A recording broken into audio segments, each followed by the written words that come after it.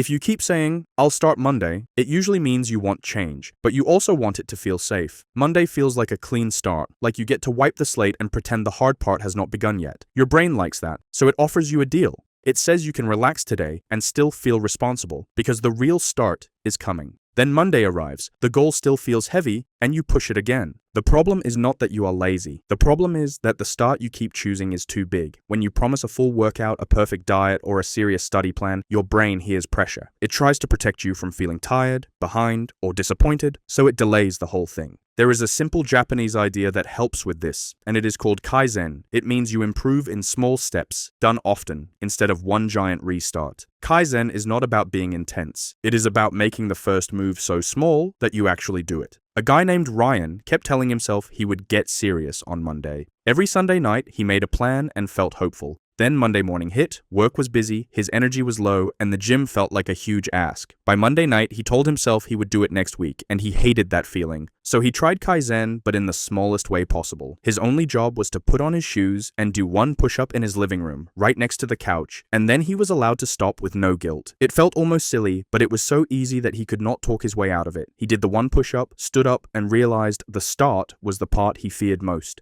The next day he did it again, even though he did not feel excited. On day 3, he still did it, even though the day was long and nothing felt perfect. By the end of the week, he was doing more without making it a big fight because the habit was tied to a tiny action he could do on his worst day. That is the rule you are going to use. You pick the thing you keep delaying and you shrink the start until it takes less than 1 minute. You are not trying to finish the whole job today. You are trying to become the kind of person who starts even on a normal day, even when life is messy. If your goal is exercise, your tiny start can be putting on your shoes or doing one push-up. If your goal is studying, your tiny start can be opening the book and reading one paragraph. If your goal is making videos, your tiny start can be opening your project and placing one clip. If your goal is cleaning, your tiny start can be picking up 5 items and then you stop. If you are thinking, that is too small, good. That means it will work. A tiny start is not meant to impress anyone. It is meant to beat the part of you that keeps negotiating with tomorrow. This works because small starts rebuild trust. When you delay for weeks, you start feeling like you cannot rely on yourself, and that feeling makes starting even harder. A tiny action is a quick win that tells your brain, I follow through, and that message matters more than a perfect plan. Once you start, the task usually feels smaller because it stops being a scary story in your head. It becomes a real thing in front of you, and real things are easier to handle. That is why waiting for Monday feels good but changes nothing, and doing one small action today feels small but changes your direction. A lot of people say they cannot start because they do not have time, but no time usually means no big block of time. Kaizen does not need a big block. It fits in the cracks of your day, like 1 minute before you shower, 1 minute after you sit down, or 1 minute while the microwave runs. When the start is tiny, you stop needing a perfect schedule, and that is when the habit finally has a chance. This also works for money, because money goals get delayed the same way. A guy named Chris kept saying he would budget on Monday, then the week got busy and nothing changed. His Kaizen start was opening his bank app after lunch and moving $1 into savings, even if it felt pointless. After a few days, it stopped feeling pointless because he was proving to himself that he can act without a big mood. Once that trust was back, making a bigger money plan became easier. Kaizen shows up in Japanese life in a quiet way. It is the idea that small daily care beats big bursts of effort, whether it is learning, practicing, or keeping spaces clean. In your life, it works the same way because it removes drama and builds a simple loop you can repeat. To make it even easier, attach your tiny start to something you already do every day. Pick a daily moment that already happens, like brushing your teeth, making coffee, sitting at your desk, or opening your laptop. Then link your tiny start to that moment, so the routine pulls you into action without a long debate. After you brush your teeth at night, you do one stretch. After you pour your morning coffee, you read one paragraph. After you sit at your desk, you write one sentence. After you open your editing software, you add one clip. The goal is not to feel motivated. The goal is to make it automatic. Here is another example, because this is not only about exercise. A woman named Maya wanted to post videos twice a week, but she kept starting Monday too. She planned big filming days and big editing days, then real life hit, and the idea of editing for hours felt awful. She would avoid it, feel guilty, then plan a new Monday. Maya used Kaizen by making the start laughably small. Her rule was that after she opened her laptop, she had to open her editing project and place just one clip on the timeline. She could stop right there and still count it as a win. The first time she did it, she felt lighter because she finally broke the wall of I did nothing. Once the project was open, it was easier to keep going for a few minutes, but she did not force it. Some days she stopped after one clip. Some days she kept moving. Either way, she kept her promise and the habit stopped depending on mood. That touch the work idea matters. When you keep delaying, the goal turns into a big scary thing that lives in your head. It grows when you ignore it, but when you touch it, even for 1 minute, it shrinks back to its real size. Now we need to talk about what to do on the days you miss. Because you will miss sometimes. The goal is not to be perfect. The goal is to recover fast. If you miss a day, your next tiny start should be even smaller, not bigger, so you get back on track quickly. This is also why you should not raise the goal too fast. Big plans feel exciting, but they break when you are tired. If you take a tiny step every day for a week, you are building a habit that can survive real life. After you keep the tiny start for 7 days, you level up by 1 small step, not 10. 1 push-up becomes 2. 1 paragraph becomes 2. 1 clip becomes 2. Small growth feels slow, but it is the kind that sticks, because it stays doable. Picture a normal night, because this is where people usually fold. It is late, you are tired, and the lights in the kitchen feel too bright. This is where Kaizen wins, because you do not ask for a huge change. You only ask for 1 minute. You do the tiny start, and you keep your promise. Then make your progress visible in the simplest way. Use a calendar and make 1 mark each day you do the tiny start. It does not need to be fancy, it just needs to be honest. After a few days, that chain starts to matter, and you will not want to break it. If you are always starting Monday, you do not need a better Monday. You need a smaller start today. Pick one thing you keep delaying, shrink it to a 1-minute action, and do it right now. Then mark your calendar, because that mark is proof you stopped waiting. If you tell me the one thing you keep putting off, I will turn it into a 1-minute Kaizen start that fits your day, not your fantasy schedule.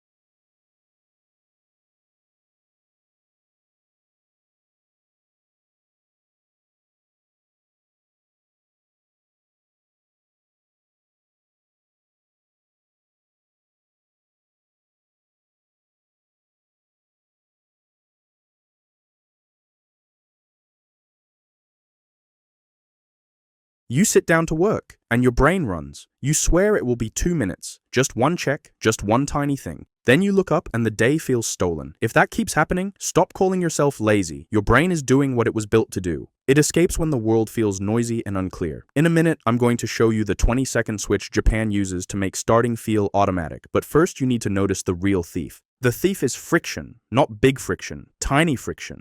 A messy desk, a file you cannot find, a task that has no clear first step, a phone sitting beside your keyboard like a snack you can smell. The moment your brain feels that friction, it quietly asks, is there an easier reward? And the answer is always yes. Your phone, your feed, your messages. A quick hit that feels good right now. Japan's advantage is not superhuman discipline. It is design. They build life so the next right move is easy, and the wrong move is annoying. Think of a clean train station. The signs are clear. The path is obvious. You do not need a motivational speech to walk forward. The space helps you. So we are going to build that same feeling inside your day. Not with big life changes, with small named methods that you can actually remember and use. Start with the method that removes friction before it bites you. It is called 5S. The name comes from 5 words, but you only need the meaning. 5S is the ready space rule. It means you sort what you do not need, set in order what you do need so it has a home, shine by keeping it clean enough to feel calm, standardize the setup so it looks the same each time, and sustain it with tiny daily upkeep so it never turns into chaos again. This is not about being neat. It is about making work easy to begin. If you have to clear piles, untangle cords, and open 10 tabs just to start, you will stall. Your brain will look for comfort. A 5S space makes the first step feel light. Try this quick test. If I gave you 10 minutes to begin your most important task, could you start without searching for stuff? If the answer is no, don't try to become tougher. Fix the setup. Japan treats friction like a leak. Small leaks still sink the boat. Now here comes the 20-second switch I promised. In Japan, people often use a repeatable focus entry cue. One name you can remember for that deep focus state is SUE. Think of SUE as one task, one mind. The method is not magical, it is simple conditioning. You do the same tiny start cue every time and your brain learns, this means work. Here is a clean SUE cue you can copy today. Clear one small square of space. Open only the one file you need, set a short timer, then move your phone out of reach. Not face down beside you, not under your notebook, out of reach. That last part is not optional. If the phone is close, your brain keeps listening for it, even when it is silent. It is like trying to read while a TV is on in the corner. You may think you are ignoring it, but part of you is waiting. SUE works when your brain believes there is nothing else to respond to right now. Now you can start. That is already a win. But most people lose the day right after that, for a different reason. They try to do too many things at once. A long to-do list looks responsible, but it often turns into a guilt pile. Your brain sees 20 tasks and thinks, I cannot win. Then it escapes. Japan uses a simple system to stop that mental overload. It is called Kanban. Kanban is a board with 3 stages: to do, doing, and done. The board is helpful, but the real power is one rule. You keep doing small, one main thing at a time. That is how you stop juggling. That is how you stop switching. That is how you actually finish. Here is what this looks like in real life. It is 10:12 a.m. You have email, a project, a call later, and one task you keep avoiding. The old way is bouncing between all of it and feeling busy. The Kanban way is choosing one main task and moving it into doing. Then you refuse to start another heavy task until the first one moves to done. That sounds strict, but strict is what saves you from chaos. Finishing creates proof. Proof creates confidence. Confidence creates momentum. People think motivation comes first. It usually comes after a few wins. But even with a clean space and a Kanban board, you can still freeze. You sit down, you see the work, and you feel a tight pressure in your chest. The pressure is not laziness. It is fear dressed up as perfection. Japan has a mindset that breaks this. It is called wabi-sabi. Wabi-sabi means imperfect can still be real and good. It gives you permission to begin before everything looks perfect. Here is the wabi-sabi sentence that kills the freeze. My only job is to make an ugly first draft. Not a great draft, not the final, just the ugly first draft. Once the draft exists, you can shape it. You cannot shape nothing. This is where your day changes. Instead of waiting for the perfect mood, you produce something real. You get traction. You stop living in your head. Now we add the engine that keeps improvement moving without burnout. It is the word everyone knows, but most people use wrong. Kaizen. Kaizen means tiny continuous improvement, not a dramatic life reset, not a big heroic push, a small upgrade you can do even on a bad day. Kaizen might be writing one paragraph, cleaning one folder, fixing one messy part of your workflow. It might be improving one line of your script so your opening is sharper. It might be making one thumbnail decision faster because you saved a template. Tiny improvements compound because they actually happen. Kaizen also works by removing pain. Turn off one type of notification. Delete one app that hooks you. Move your charger out of your bedroom so the morning does not start with scrolling. Set your browser to open on your work tab, not a feed. These are small moves, but they save hours because they stop the leak. Now let's talk about the crash cycle, because this is where smart people get trapped. They sprint hard for 2 days, then disappear for 10. They call it inconsistency. It is not inconsistency. It is overload. Japan has a simple principle that stops this. Hara Hachi Bu. It is famous as an eating rule. Stop at about 80% full. The deeper lesson is stopping before you are drained. Use Hara Hachi Bu with work like this. End your session while you still have a little energy left. Stop at a clean point, not a breaking point. Your brain remembers endings. If work always ends with pain, your brain learns to fear work. If work ends clean, your brain learns it is safe to come back tomorrow. Here is a small twist that makes Hara Hachi Bu even stronger. Before you stop, leave a breadcrumb for your future self. Write one line. That way, you are not waking up to a blank wall. You are waking up to a door that is already open. That breadcrumb is part of another Japanese method called nemawashi. Nemawashi means quiet preparation before the big move. It is like laying roots before moving a tree. In life, it means you set the groundwork before you push. Nemawashi can be choosing tomorrow's one main task tonight. It can be gathering your notes before you begin. It can be outlining the first 3 steps before you open a blank page. It can be placing the tool you need where it belongs. The result is the same. Less friction, faster starts, fewer excuses. Now your day is cleaner, but you still have a limit. Your brain is not a machine. If you push too long, you start making sloppy mistakes. You reread the same line, you forget what you just did. You keep switching tabs because your mind feels itchy. Japan treats recovery like maintenance, not weakness. One method for this is Shinrin-yoku, which means forest bathing. You do not need a forest. You need a real break that is not a screen. A short walk outside, fresh air, eyes looking far, quiet. This matters because a short reset can save you from an hour of messy work. When you come back calmer, you make better choices. You stop chasing quick dopamine. Focus returns because your nervous system is not screaming. Now we move from getting things done to getting better. This is where Japan's culture of craft becomes a secret weapon. The mindset is called shokunin spirit. Shokunin means craftsman. It means you do the basics well even when nobody is watching. Shokunin spirit changes one question in your head. You stop asking, do I feel like it? And start asking, what would a craftsman do here? A craftsman does the simple parts properly. A creator checks the first minute until it grips. A creator makes the audio clean. A creator respects the viewer's time. A worker leaves notes, so tomorrow is easier. This is not perfection. This is pride in craft. When you work with shokunin spirit, discipline stops being a fight. It becomes identity. You are the kind of person who does clean work. Now comes the habit that makes all of this compound. It is short, but it is deadly effective. Hansei. Hansei means honest reflection, not self-hate, not fake positivity. Honest review.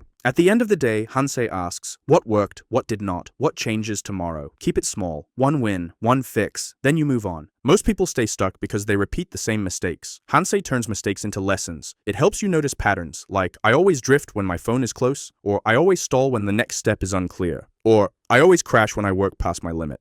Once you see the pattern, you can fix it. When you feel stuck, your mind loves stories like, I have no discipline. Japan has a blunt method that cuts through stories. Genchi Genbutsu. It means go and see the real thing. Look at the real problem in the real place. Where exactly do you drift? What triggers the scroll? What moment makes you hesitate? Is it the messy start? Is it the unclear next step? Is it the fear of an ugly draft? Is it too many tasks at once? Genchi Genbutsu pulls you out of drama and into facts. Facts are fixable. Finally, none of these systems matter if you are climbing the wrong mountain. You can be productive and still feel empty if you do not care about where your effort is going. That is why Japan also talks about ikigai. Ikigai means your reason to get up. It is a compass. A simple way to think about ikigai is the overlap between what you enjoy, what you can do well, what people need, and what can support your life. It does not have to be perfect today. It just has to point you away from goals that drain you and toward work you can stick with. And if you are learning a new skill, there is one more Japanese idea that keeps you from quitting too early. Shuhari. Shuhari means you first follow the basics, then you bend rules with skill, then you create your own style. Most people fail because they freestyle too soon, feel lost, and quit. Shuhari gives you a path that protects confidence.